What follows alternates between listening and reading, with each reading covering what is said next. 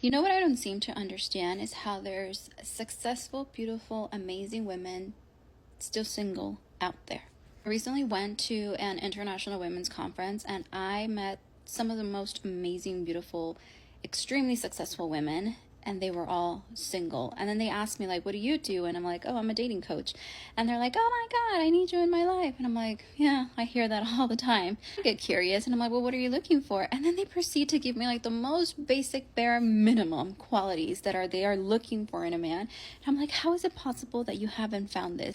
And I know that you're probably going to say, well, there's these type of men out there and there's no commitment and there's like all this dishonesty. And I agree with part of that, but I don't agree with that. That's everybody. I've met men, I've met women that are ready for a committed relationship. I just don't think that we are communicating that when we are dating. But anyway, that topic like really bugged me the entire weekend, that I had to like sit down and do some journaling myself and said, okay, I'm single. What is my holdup? And these are just my thoughts out loud right now that I had the entire weekend. And you guys let me know if you guys agree or not. And I'm taking feedback right now. So I came to the conclusion that there's two different types of successful single women out there. There's the one that was deeply hurt, which I identified with that years ago. When I left my marriage and I got divorced, I vowed to myself that I would never let a man ever make me feel that way. And I used that anger, that resentment, that hurt, that pain, that heartbreak fuel me to get me to my career and the success that I had in my career. It was kind of like an FU energy type of mentality. And I was like, I'm going to show you how much you effed up by leaving and treating me this way. So, but in reality, I never actually took the time to do the deep inner healing work. I kind of went over the surface. I went to therapy. I did some healing that taught me how to create boundaries, but I don't think that I created healthy boundaries at that point. It was just more like I built a fortress around me. So I just really built this fortress around me that it was more of a defense mechanism to not get super close and not get hurt again. And I ended up getting hurt either way. And it was after that relationship that it kind of catapulted me to real deep inner work, where I was just like completely devastated, and I didn't understand how, if I was so successful, how if I had all these tools, how if I had set boundaries, how if I had, all of those how the hell did it happen again mentality, how the hell it actually happened again, and why did I keep attracting this type of man. And I just think this type of woman just is working out of fear of not getting hurt again, and why they put up any excuse or the first sign of something that they don't like, we bounce out because we're like, we're not going down this route again, honey. So that's the first type of successful single woman. And then there's the second type of successful single woman, which is kind of like the opposite of the first one. And not that both of them are not confident, but this one is very clear and very confident on what she wants and who she is, and has done a lot of inner work within herself.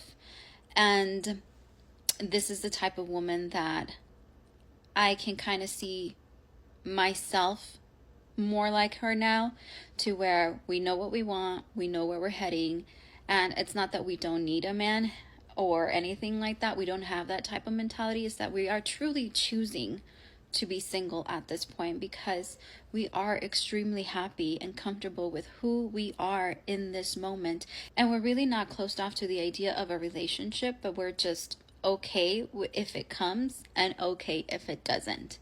And a lot of people will say, well, this kind of turns men off and like it's very intimidating and blah, blah, blah. But I don't believe that's true. Like a man that is going to know, like, this is the type of woman that I want in my life, like they'll let you know and you will feel it and you will know it. So I don't believe that men feel super intimidated or are turned off by women like this, I think that men that are intimidated by women like that, then those are the men that need to go do some healing work as well, because you shouldn't be intimidated by somebody that is going to be your teammate to help you elevate yourself.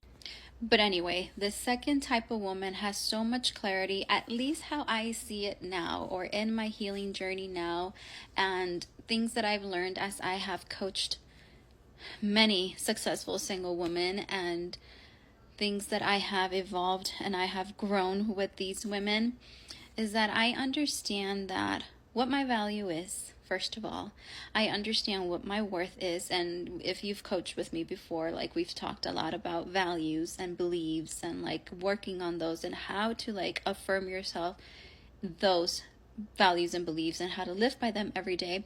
But not only that, I truly understand, and I think that's where like most of my clients now are at, and like where they're heading into it, because a lot of them, after they complete the one of the programs, they're like, I kind of want to enjoy myself for a little longer now that I have like this new mentality, this new outlook in life, and like I want to be in love with me and as a single first, and like enjoy this version of me first before I move forward. But I am so excited that now that I have this clarity, I can move forward into a healthy relationship.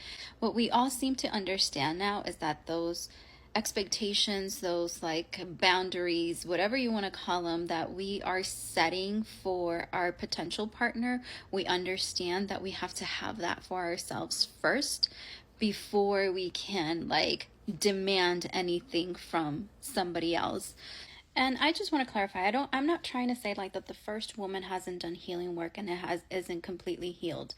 That's not what I'm trying to say. I'm just saying that that first woman, I identify with her because that was me for a very long time, and I thought that I was good and I thought that I was great and I had done some work. But when I got myself into another relationship and it went down the crapper again, I realized that I really didn't do the work that I really needed to do. Does that make sense? So if you are that first woman and you are scared and you are trying to get to the next level, then continue to do whatever you are doing. Continue to heal, continue to work on yourself. Like, that's not the end of your journey. I just don't want you to let fear, or let the fear of heartbreak, hold you back, and use that, or use anything else, or weaponize anything that you have learned as far as like a reason why you don't want to open up yourself again. Those are truly, I can say this because I've been there and I have done it, that I was using those as an excuse to not get close, to not open up, to not give myself the chance. But after hearing so many stories and helping so many women and seeing the pattern over and over again, and I guess this is why it bugged me so much that this continues to happen, is that sometimes we think that we are doing the work and we're not really being honest with ourselves. And that is what I mean by holding ourselves accountable and having that set expectation that we want from our partner, like that truthfulness, that being vulnerable. Like, are you doing that to yourself? Are you applying that to yourself first?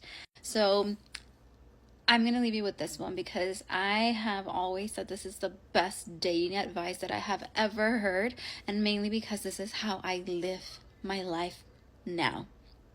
The best dating advice that I've heard is make a list of all the traits, all the qualities that you are looking for in a partner, and then be that, live that, and be that person.